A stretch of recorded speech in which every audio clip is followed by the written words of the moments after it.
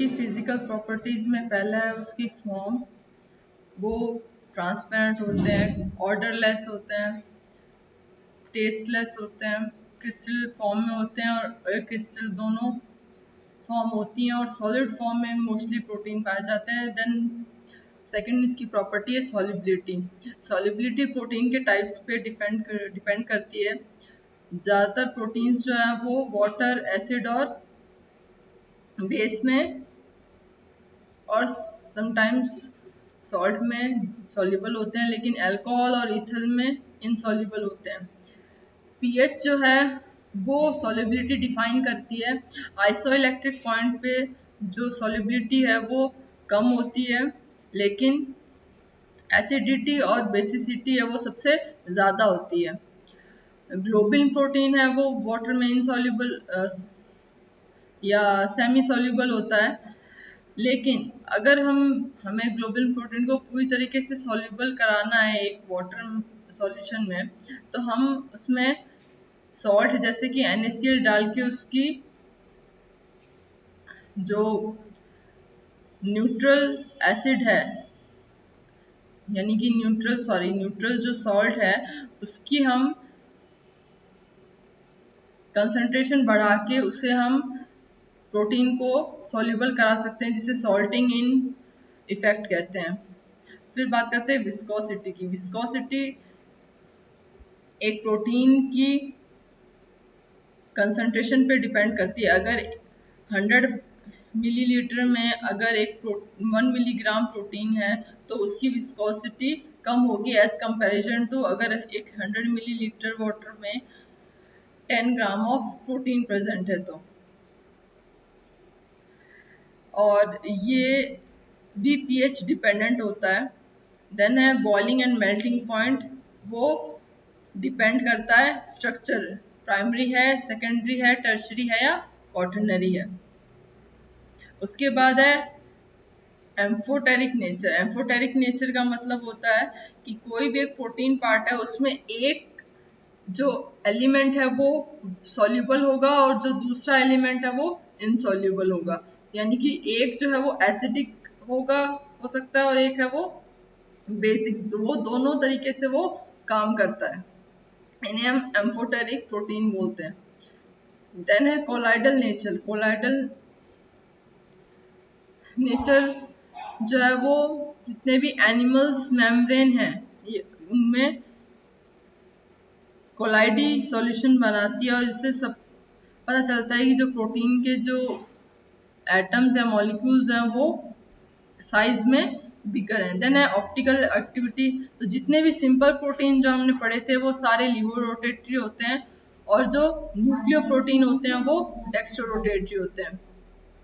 Then eighth property इसकी है coagulation and denaturation. Denaturation क्या होता है कि एक टेम्परेचर के बाद, टेम्परेचर अगर हम इंक्रीज कर रहे हैं, फॉर एग्जांपल 37 डिग्री सेल्सियस पे अगर एक प्रोटीन इंटैक्ट फॉर्म में है और अगर हम उसे फर्दर हीट कर रहे हैं यानी कि उसका टेम्परेचर बढ़ा रहे हैं, तो जो प्रोटीन का बॉन्डिंग है वो डीनेचर होगी, यानी कि जो उसकी शेप है वो चेंज होगी। और इरिवर्सिबल जो प्रोसेस है वो बताती है कि जो डीनेचुरेशन है वो इरिवर्सिबल है, यानी कि अगर एक बार प्रोटीन का साइज और शेप अगर चेंज हो जाता है तो उसके बाद वापस हम उस प्रोटीन को उसी फॉर्म में नहीं ला सकते।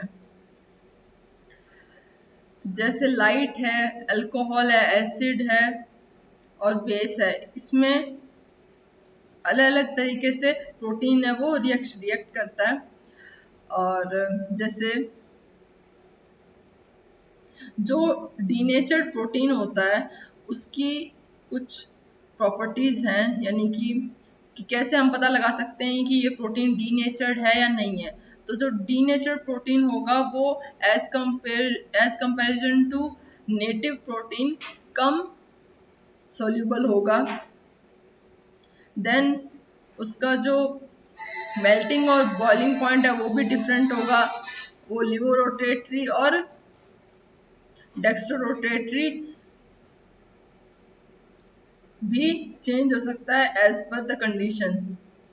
और जो भी एक प्रोटीन है अगर वो डीनेचर्ड है तो उसकी एंजाइमेटिक और हार्मोनिक जो प्रॉपर्टी है वो पूरी तरीके से खत्म हो जाती है। देन है सॉल्टिंग आउट। एक हमने ऊपर इफेक्ट देखा था सॉल्टिंग इन, जिसमें हम सॉल्युबिलिटी बढ़ाते हैं प्रोटीन की in the water solution. Then है सॉल्टिंग आउट। सॉल्टिंग आउट में हम क्या करते हैं, जो प्रोटीन का जो कोलाइडल फॉर्म है, कोलाइडल जो सॉल्यूशन है उसको कार्बनिक जो सॉल्ट होते हैं जैसे अमोनियम सल्फेट है, सोडियम सल्फेट है, उसमें उसे डिसॉल्व करवाते हैं, जिसे salting out of the proteins कहते हैं। देन है केमिकल प्रॉपर्टीज। केमिकल प्रॉपर्टीज में है सॉल्ट फॉर्मेशन, यानी कि जो प्रोटीन में फ्री NH2 ग्रुप होता है और फ्री कार्बोक्सिलिक ग्रुप होता है, वो दोनों ही एसिड और बेस के साथ रिएक्ट करके सॉल्ट बनाते हैं। इसकी रिएक्शन हमको दी गई है, जैसे पहला है प्रोटीन की अगर हम NaOH के साथ रिएक्ट कराएं तो क्या बनेगा, सोडियम प्रोटीनेट का सॉल्ट बनेगा। सिमिलरली एसिड के साथ करवाएंगे तो यहाँ पे क्या हुआ, प्रोटीन हाइड्रोजन क्लोराइड बन गया। पहले जो भी एसिड या बेस होगा वो वाटर की प्रेजेंस में क्या होगा, आयंस में कन्वर्ट होगा और उसके बाद वो प्रोटीन से रिएक्ट होगा। वो डायरेक्ट प्रोटीन से रिएक्ट नहीं होगा, क्योंकि रिएक्शन करने के लिए हमेशा फ्री एलिमेंट्स या आयन की जरूरत होती है, क्योंकि अगर वो फ्री नहीं है यानी कि उनका एक बॉन्ड या एक से ज्यादा बॉन्ड अगर अनबॉन्डेड है तभी वो प्रोटीन या कोई भी ऑर्गेनिक मॉलिक्यूल से रिएक्ट कर पाएगा। और सोडियम ग्लूटामेट का जो मिक्सचर है वो हम फ्लेवरिंग में यूज करते हैं। जितने भी कन्फेक्शनरी आइटम जो भी हम मार्केट में देखते हैं उन सब में जो सोडियम ग्लूटामेट है वो यूज करते हैं। हालांकि ये हेल्थ वाइज सही नहीं है, क्योंकि ये एक प्रोटीन और एसिड या बेस का रिएक्शन होता है, लेकिन इसे मोस्टली फ्लेवरिंग के लिए यूज किया जाता है। देन है हाइड्रोलाइसिस। हाइड्रोलाइसिस यानी कि प्रोटीन में से हम क्या कर रहे हैं, उसको रिड्यूस करा रहे हैं। तो रिड्यूस करने पे हमें पहले प्रोटीन से मेटा प्रोटीन्स मिलेंगे, उसके बाद प्रोटीएज, उसके बाद पेप्टोन, देन पॉलीपेप्टाइड, डाइपेप्टाइड और अमीनो एसिड। यानी कि इसमें से क्या हो रहा है, वाटर एडिशन हो रहा है और एक एक ग्रुप हटता जा रहा है। ऑक्सीडेशन रिएक्शन में क्या होता है, जो प्रोटीन है वो CO2 वाटर और कार्बन मोनोऑक्साइड में और नाइट्रोजन में कन्वर्ट हो जाते हैं। और ऑक्सीडेशन की प्रक्रिया नेचुरल भी होती है कि जब हम देखते हैं कोई भी एनिमल बॉडी है, जब वो डिकम्पोज हो रही होती है तब उसमें से एक अलग टाइप की हमें स्मेल देखने को मिलती है। और इसका रीजन ये होता है कि जो प्रोटीन पार्ट है एनिमल में वो क्या हो रहा है, डिकम्पोज हो रहा है।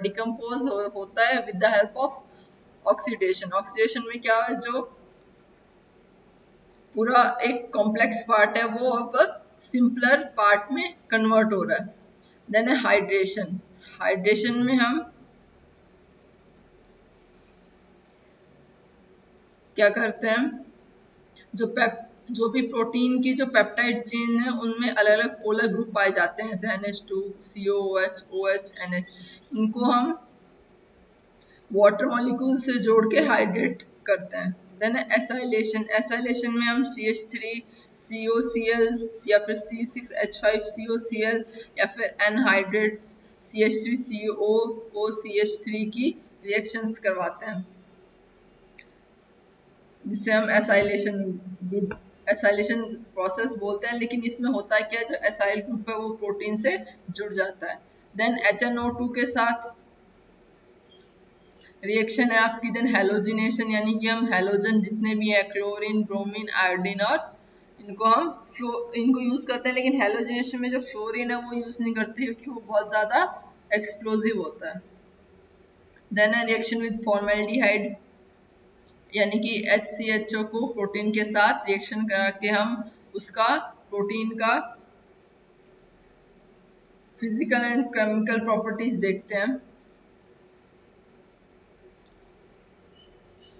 मोस्टली जो फॉर्मेल्डिहाइड होता है वो वाटर में इनसॉल्युबल होता है, इसलिए ये जो प्रोसेस है वो कभी कभी हमें सूक्ष्म जीवाणु में नहीं मिलती है देखने को।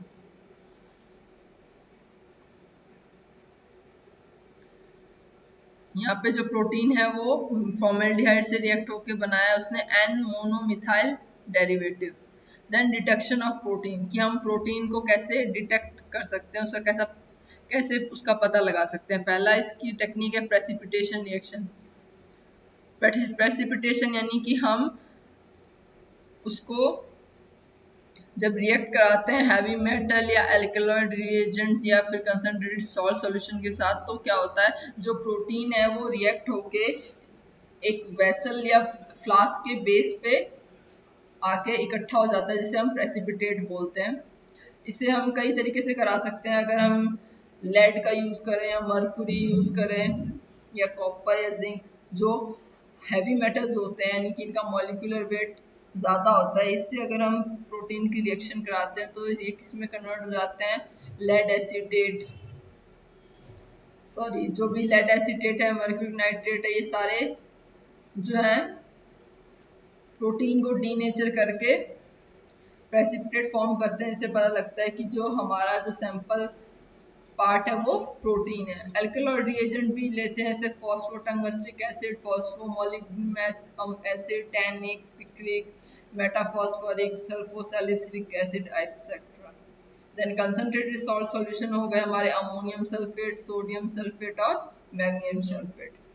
देन है कोएगुलेशन रिएक्शन। पहला हमारा था प्रेसिपिटेशन, हम किन किन तरीकों से कर सकते हैं, तीन तरीके थे, सॉल्ट, एल्कलॉइड और हैवी मेटल।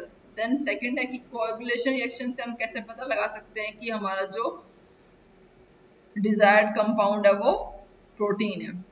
पहला है कि हीट से, हमें पता है ये हीट सेंसिटिव होते हैं प्रोटीन। नेक्स्ट है HNO3 यानी कि मिनरल एसिड। देन इस सी पार्ट है वो है कलर रिएक्शन से कैसे पता सकते हैं। तो जो एक बायोरेट टेस्ट होता है इसमें हम कॉपर सल्फेट लेते हैं 0.2% बेसिक सॉल्यूशन में। तो वो बायोरेट क्या करता है, जो प्रोटीन में कार्बोनिल और अमोनियम ग्रुप जो पाया जाता है उसके साथ रिएक्ट करके रेड और या फिर रेडिश वॉयलेट कलर देता है, जिससे पता चलता है कि वो प्रोटीन पार्ट है।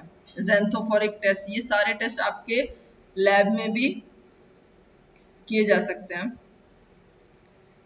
कि हमें सिर्फ एक इनऑर्गेनिक केमिकल चाहिए जिससे हम on the basis of change of colour हम पता लगा सकते हैं कि ये प्रोटीन है या नहीं है। देन ज़ेंथोप्रोटिक टेस्ट में हम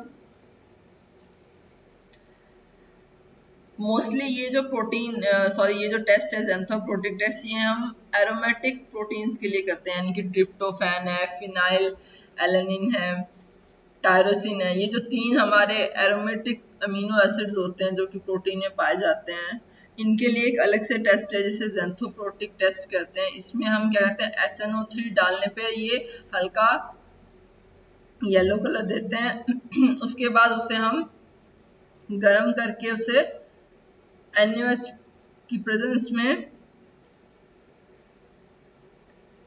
देखते हैं तो ये रेडिश ब्राउन कलर देता है। और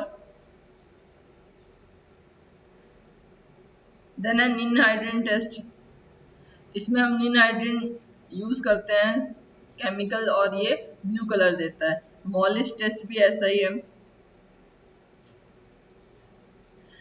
और ये टेस्ट है वो ज़्यादातर ग्लाइकोप्रोटीन के लिए यूज़ करते हैं। इसके अंदर H2SO4 यूज़ करते हैं और अल्कोहल में अल्फा नेफ्थॉल यूज़ करते हैं, और दोनों को मिलाने पे लाल बैंगनी रंग का एक रिंग स्ट्रक्चर हमें ऊपर की तरफ दिखता है। मिलन्स टेस्ट करते हैं जिसमें व्हाइट कलर का हमें अब शेप मिलता है, जिसे हम बाद में HCl डालकर बॉईल करने पे ये कलर जो व्हाइट था ये रेड में कन्वर्ट हो जाता है। फिर आयोडीन टेस्ट आता है जो कि येलो कलर देता है, लेड एसीटेट है वो ब्लैक कलर देता है, और सिमिलरली जो नाइट्रोप्रोसाइड टेस्ट है उसमें भी रेड कलर आता है। हिलर्स टेस्ट में HNO2 डालते हैं और फिर उसको हम सॉल्यूशन को थोड़ा गर्म करने पे वाइट कलर मिलता है। लीबरमैन्स टेस्ट है, ये जितने भी आपके 10 टेस्ट हैं ये टोटल बताए हुए हैं, इनमें से 5 आपको एज अ एग्जाम्पल लिखना है किसमें, कोएगुलेशन रिएक्शन में। देन है हिलर्स टेस्ट, ये हो गया आपका। देन उसके बाद डिटर्मिनेशन ऑफ प्रोटीन, यानी कि कैसे हम डिटरमाइन कर रहे हैं, उसमें हम यूज करते हैं टेक्निक्स। पहला है ऑप्टिकल डेंसिटी पता करना। देन उसके बाद है जेल्डल, यानी कि इसमें हम जो निर्धारित नाइट्रोजन है उसके प्रतिशत को हम 6.25 टाइम्स इंक्रीज कर देते हैं। देन रिफ्रैक्टिव इंडेक्स निकालना। रिफ्रैक्टिव इंडेक्स क्या होता है, यानी कि अगर हम जब प्रोटीन में से लाइट पास कर रहे हैं और कितना जो रिफ्लेक्टिव जो रे है वो कितनी बेंड हो रही है वो हम डिटेक्ट करते हैं एक यूनिफॉर्म एनवायरनमेंट में, यानी कि जो इंसिडेंट रे है और जो रिफ्रैक्टेड रे है वो दोनों एक ही प्लेन में होती है, तब हम रिफ्रैक्टिव इंडेक्स पता करते हैं। देन है कलरीमेट्रिक मेथड, इसमें हम बायोरेट यूज करते हैं। देन है टर्बिडिटी। टर्बिडिटी का मतलब है जो हमारा प्लेन सॉल्यूशन है, क्लियर सॉल्यूशन है, यानी कि हम उस सॉल्यूशन के आर पार देख सकते हैं, उसको हम किस में कन्वर्ट करें, एक वाइटिश कोएगुलेटेड सॉल्यूशन में, जिसके बाद हम आर पार नहीं दे सकते, उसे टर्बिडिटी बोलते हैं। तो ये मोस्टली जो एसिटिक एसिड है वो देते हैं। फिर उसके बाद अल्ट्रावायलेट एब्जॉर्प्शन स्पेक्ट्रोग्राफी हम करते हैं, जो कि हमें पता है कि 682 700 जो अल्ट्रावायलेट रेज है वो स्पेक्ट्रोमीटर में ये रीडिंग देते हैं प्रोटीन्स जितने भी है। देन स्ट्रक्चर ऑफ प्रोटीन्स है। स्ट्रक्चर ऑफ प्रोटीन डिपेंड करता है फॉर्मेशन ऑफ बॉन्ड्स पे, कि कौन कौन से बॉन्ड्स प्रेजेंट है। तो पहला आता है कि उसका साइज क्या है, यानी कि जो एटम है उसका साइज क्या है। देन अमीनो एसिड की उनका नेचर क्या है या उनका रेशियो क्या है। उसके बाद बात करेंगे प्राथमिक संरचना या फिर प्राइमरी स्ट्रक्चर की। देन हमारा सेकेंडरी, टर्शरी और क्वाटरनरी। मॉलिक्यूलर साइज है वो ज़्यादातर मैक्रो मॉलिक्यूल होते हैं और इसका साइज ज़्यादातर प्रोटीन का ज़्यादा होता है। और टर्शरी और अगर क्वाटरनरी स्ट्रक्चर की बात करें तो वो ज़्यादातर जल अपघटन से मिलते हैं, क्योंकि ये नेचुरली नहीं प्रेजेंट होते हैं। ये on the basis of function के आधार पे ये कन्वर्ट होते हैं alpha to beta, beta to tertiary and tertiary to quaternary. HNO3 के रिएक्शन के साथ हमें पता है कि जो प्रोटीन है वो बहुत कम NO2 देता है, और जिससे ये भी पता चलता है कि इसमें प्रोटीन में फ्री नाइट्रोजन ग्रुप प्रेजेंट होता है। देन बायोरिएट रिएक्शन और NaHCO3 के साथ ये रिएक्शन नहीं देता है, तो इससे ये पता चलता है कि इसमें फ्री कार्बोक्सिलिक ग्रुप जो है वो प्रेजेंट नहीं है। ये कई टेस्ट हैं जो कि आपके प्रोटीन के कैरेक्टरिस्टिक बताता है। उसके बाद इसमें 3 तरीके के बॉन्ड होते हैं प्राइमरी स्ट्रक्चर में। पहला होता है साई, दूसरा होता है फाई और तीसरा होता है काई। यानी कि 3 बॉन्ड है, जो कि पहला है वो नाइट्रोजन और कार्बन के बीच, देन कार्बन कार्बन और कार्बन नाइट्रोजन के बीच। तो जो कार्बन और नाइट्रोजन के बीच का जो बॉन्ड होता है वो पेप्टाइड बॉन्ड कहलाता है। एक तरफ होता है एन टर्मिनल और एक तरफ होता है सी टर्मिनल। सी टर्मिनल यानी कि जिस तरफ कार्बोक्सिलिक ग्रुप प्रेजेंट है, और एन टर्मिनल जिसकी तरफ नाइट्रोजन ग्रुप प्रेजेंट होता है। जैसे histidine, glutamine, threonine, alanine, lysine, phenyl alanine, valine, histidine, ये अगर एक सिंगल प्लेन में प्रेजेंट है तो इनका जो सीक्वेंस होगा वो हम कैसे पता करेंगे? बॉन्डिंग देख के। यानी कि फॉर एग्जांपल ये हमारे पास चेन है, तो इसमें अगर CO और NH से जो जुड़ा हुआ जो प्लेन है, यानी कि जो पेप्टाइड बॉन्ड कहलाता है, वो कितना रोटेट कर सकता है, वो डिपेंड करता है कि उससे पहले जो कार्बन है वो कार्बन से कितना डिग्री पे, कितने डिग्री पे वो बेंड हुआ है। ये ज़्यादा आपके इसमें नहीं दिया हुआ है, क्योंकि इसमें मोस्टली स्ट्रक्चर के आधार पे आपके क्लासिफिकेशन किया गया। लेकिन अगर मॉलिक्यूलर लेवल पे देखें तो 3 तरह के जो बॉन्ड है वो इसमें आपके मेंशन नहीं है।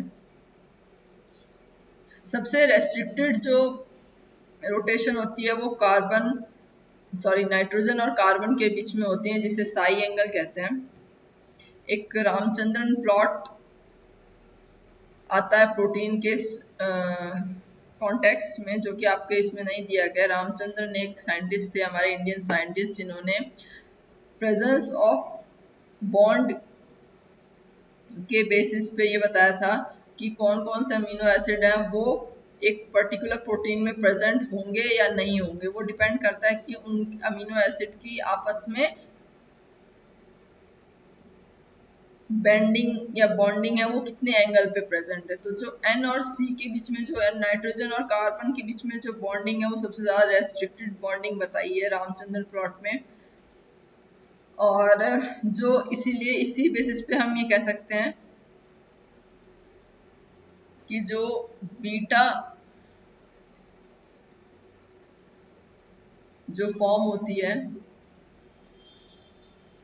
और जो अल्फा फॉर्म होती है, उसमें जो प्रोलीन अमीनो एसिड है वो सबसे कम पाया जाता है। क्योंकि प्रोलीन जो है उसमें जो अल्फा बीटा स्ट्रक्चर है उनमें आपस में कोएल्ड फॉर्मेशन हो जाता है, जिसकी वजह से जितने भी लगभग प्रोटीन है उसमें प्रोलीन जो है वो कभी भी चेन के मिड में नहीं प्रेजेंट होगा। क्योंकि ये क्या करता है, ये एक नाइट्रोजन और कार्बन के बीच में स्टिफनेस प्रोवाइड करता है, जिससे क्या होता है, जो चेन है वो हेलिकली या बीटा फॉर्म में नहीं आ पाती। इसीलिए जो प्रोलीन है, हमें देखेंगे अगर हम सीक्वेंसिंग करें तो हमें पता चलेगा कि जो प्रोलीन अमीनो एसिड है वो कोई भी पेप्टाइड चेन के लास्ट में प्रेजेंट होती है, ना कि इन बिटवीन। और सबसे ज्यादा जो अमीनो एसिड है वो इन बिटवीन प्रेजेंट होता है, वो होता है ग्लाइसिन। ये सारी जो फाइंडिंग्स हैं ये हमें रामचंद्र प्लॉट से मिलती है, जो कि बताती है कि एक प्रोटीन है उसको अगर एक पर्टिकुलर साइट पे टारगेट पे वर्क करना है तो उसमें एक स्पेसिफिक टाइप के ही अमीनो एसिड प्रेजेंट होंगे, बाकी नहीं होंगे।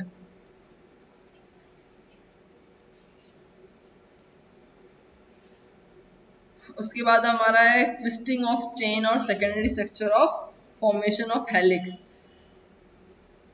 तो जो जितने भी हेलिक्स फॉर्म में जो प्रोटीन्स होते हैं वो अल्फा फॉर्म में होते हैं, और जो बीटा प्लेट होती है, यानी कि जैसे एग्जांपल ने सिल्क फिब्रोइन जो होता है, यानी कि जो सिल्क हम नेचुरली एनवायरनमेंट से प्राप्त करते हैं, वो जो है उसमें बीटा स्ट्रक्चर प्रेजेंट होता है। अब जो अल्फा हेलिक्स है वो भी दो तरीके का होता है, लेफ्ट हैंडेड और राइट हैंडेड। ये डिपेंड करता है कि हाइड्रोजन बॉन्डिंग जो है वो किस ओरिएंटेशन में है, इसे हम ट्विस्टिंग ऑफ चेन बोलते हैं। तो जो हाइड्रोजन है वो यहाँ पे बैकबोन होती है अल्फा हेलिक्स की, और इसका जो एंगल ऑफ रोटेशन है वो 3.6 डिग्री होता है। हर एक जो टर्न है वो 3.6 डिग्री का होगा।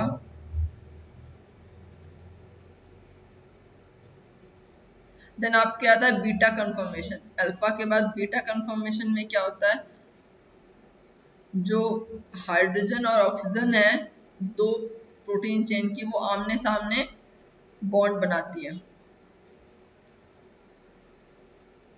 इसमें पैरेलल और एंटी पैरेलल दो तरीके की शीट होती हैं। एंटी पैरेलल में क्या होता है, जो आर ग्रुप है, दो टू डिफरेंट चेन के जो आर ग्रुप हैं वो एक तरफ होंगे या फिर वो दोनों ही बाहर की तरफ होंगे। लेकिन पैरेलल में क्या होगा, अगर एक चेन में आर ग्रुप लेफ्ट साइड में है तो दूसरे भी लेफ्ट साइड में होंगे, जबकि एंटी पैरेलल में उल्टा होता है। उसमें अगर दो डिफरेंट चेन के आर ग्रुप बाहर हैं तो बाहर होंगे, अगर वो अंदर है तो दोनों के ही अंदर की तरफ प्रेजेंट होंगे। देन है टर्शरी स्ट्रक्चर। टर्शरी स्ट्रक्चर जो है वो अल्फा और बीटा से मिलके बनता है। इसे हम एक्सरे से पता लगाते हैं कि बॉन्डिंग है वो कैसे हुई है। और टर्शरी स्ट्रक्चर में एक और एडिशन जो बॉन्ड है वो प्रेजेंट होता है, जिसे बोलते हैं सल्फाइड बॉन्ड, यानी कि डाइसल्फाइड, यानी कि दो जो सल्फर ग्रुप हैं वो आपस में बॉन्ड कर बनाते हैं, लेकिन वो होते हैं डिफरेंट चेन्स के। यानी कि दो हमारे पास अगर अमीनो एसिड्स की चेन है, से ए एंड बी, तो उसमें डिफरेंट जो सल्फाइड ग्रुप होगा वो हर एक सल्फर ग्रुप जो है वो डिफरेंट चेन का होगा। तो जो ये डाइसल्फाइड बॉन्ड है ये पूरा 360 डिग्री टर्न पे प्रोटीन को मॉडिफाई करती है। यानी कि जो हमारा पहला अल्फा था वो क्या था, हेलिकल था, बीटा प्लेटेड शीट्स थी, वो ओनली 2 प्लेन्स में थी। लेकिन जो हमारा टर्शरी और क्वार्टरनरी स्ट्रक्चर है ये 3 प्लेन्स में होता है। यानी कि 3 प्लेन कौन कौन से होते हैं हमारे, एक्स, वाई और जेड। एक्स हो गया हमारा हॉरिजॉन्टल, वाई हो गया वर्टिकल और जेड जो हो गया वो क्या है, हाइट। यानी कि एक्स को अगर हम लेंथ मान रहे हैं, वाई को अगर हम ब्रेथ मान रहे हैं, तो जो जेड होगा वो कौन सा होगा, हाइट होगा। तो यानी कि पूरा 3 डिग्री यानी कि 3 प्लेन्स हैं वो हमें टर्शरी स्ट्रक्चर में मिलते हैं। अब जो फंक्शनल होते हैं वो ज्यादातर टर्शरी और क्वार्टनरी होते हैं। यानी कि जितने भी फंक्शनल प्रोटीन है वो क्या होंगे, ग्लोबुलर प्रोटीन होंगे, जो कि बहुत डिफरेंट टाइप्स ऑफ बॉन्ड से बाइंड हो गए। इसमें आयनिक बॉन्ड होते हैं, हाइड्रोजन और डाइसल्फाइड बॉन्ड। इसका एग्जांपल है मायोग्लोबिन।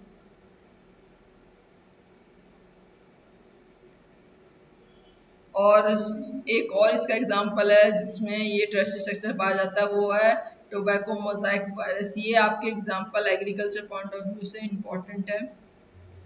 और क्वार्टरनरी में हीमोग्लोबिन है, फॉस्फोरिलेज है, लैक्टिक डिहाइड्रोजनेज है, ये जितने भी एंजाइम है ये हमारे क्वार्टरनरी में होते हैं। क्वार्टरनरी में क्या होता है, जो different type of tertiary structure है वो आपस में मिलके क्वार्टरनरी स्ट्रक्चर बनाते हैं। यानी कि क्वार्टरनरी मतलब चार, यानी कि चार ऐसी यूनिट जो मिलके मिलती है नॉन कोवलेंट बॉन्ड से। उनमें क्या होता है, पॉलीमराइजेशन, बहुलीकरण का मतलब है एक ही यूनिट है वो बार बार रिपीट होके अलग अलग ओरिएंटेशन में क्या कर रही है, क्वार्टरनरी स्ट्रक्चर बना रही है। देन है इसकी प्रोटीन की इम्पोर्टेंस। हमें पता है प्रोटीन एज अ इम्यूनोजन यानी कि एंटीबॉडीज में काम आते हैं। और क्योंकि हमें पता है कि डीएनए जो है वो फंक्शनल यूनिट नहीं है, फंक्शनल यूनिट कौन सी है, प्रोटीन है। यानी कि डीएनए रेप्लिकेशन होता है, डीएनए बनता है, अगर ट्रांसक्रिप्शन होगा तो डीएनए से आरएनए बनेगा, और ट्रांसलेशन में जब आरएनए से प्रोटीन बनता है तो उसी प्रोटीन में जो अमीनो एसिड्स हैं, तो एक न्यूक्लिक एसिड है वो जो एक अमीनो एसिड है वो 3 न्यूक्लियोटाइड्स को डिफाइन करता है। फॉर एग्जांपल अगर मैं मीथियोनिन की बात करूं, यानी कि जो हमारा मीथियोनिन अमीनो एसिड है, यानी कि उसकी कोडिंग होती है डीएनए में ATG,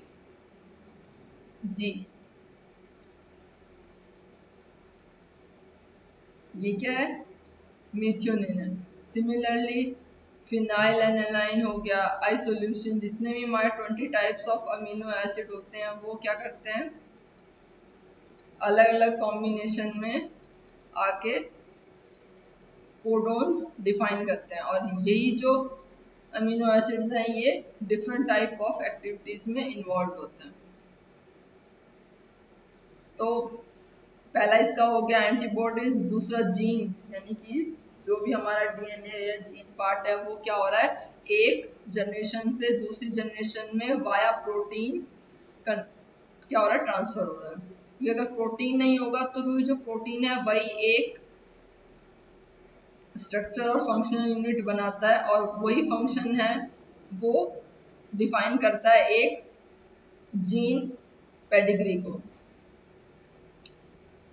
उसके बाद हमारा ग्रोथ में प्रोटीन बहुत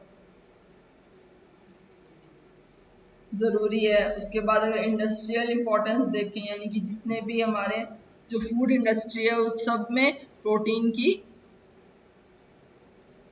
इम्पोर्टेंस है। जैसे इसमें जिलेटिन, जो भी कैप्सूल, यानी कि जितने भी हम मेडिसिनल जो कैप्सूल होते हैं उनका जो आउटर कोट होता है वो भी प्रोटीनेशियस होता है। उसके बाद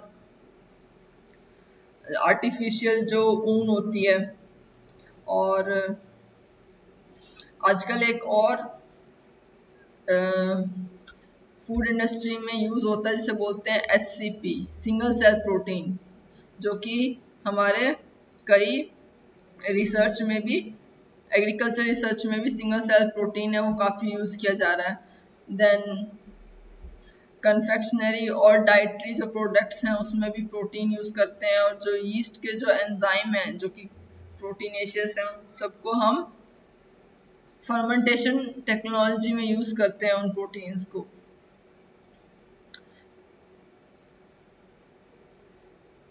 तो ये था प्रोटीन पार्ट।